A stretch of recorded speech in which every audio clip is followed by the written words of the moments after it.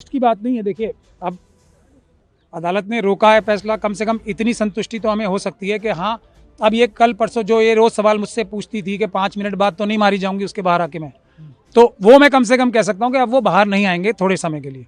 But क्या ये खुशी की बात है, क्या ये संतुष्टि की बात है? तो मैं ये देश की जनता पे छोड़ना चाहता हूँ। जिस बच्ची के पिताजी को मार दिया गया, जिस बच्ची के परिवार वालों को मार दिया गया, इसको ऑलमोस्ट मार ही दिया गया था, ये दर दर की ठोकरें खा रही है, ये बंदी बन के आज सीआरपीएफ के कब्जे में है, ये अपनी तरह से बात भी नहीं कर सकती।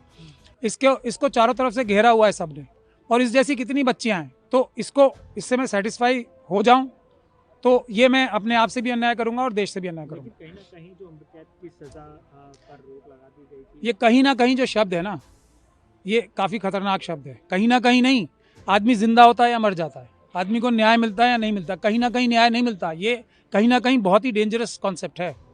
न्याय होता है या नहीं होता, ये नहीं कि आपके दोनों हाथ पैर सब काट दिए गए और आंखें भी फोड़ दी गई और एक प्रोस्थेटिक लेग जो होता है, आर्टिफिशियल लेग आपको दे दिया गया। ये न्याय, अब क्या ये सेटिस्फाई नहीं। हम ये चाह रहे हैं कि इस बच्ची के साथ कुछ तो सिक्योरिटी, एक तो इसके पूरे परिवार को मिले, पहली बात।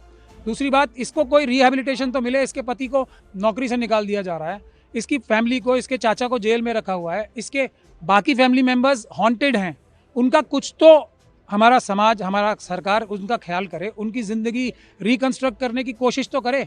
वो भी विक्ट्री नहीं होगी, वो एक थोड़ा सा हमारा एक सॉरी होगा देश का, इस कि एक्चुअल हम अब सॉरी फील कर रहे हैं। तो अब हम, वो तो हो गया, उसको हम वापस नहीं ला सकते, बट अब हम आपको जो हम कर सकते हैं वो हम करेंगे। तो क्या जो देश कर सकता है इस बच्ची के लिए, जो न्यायालय कर सकते हैं, वो हम कर रहे हैं, ये क्वेश्चन है। सर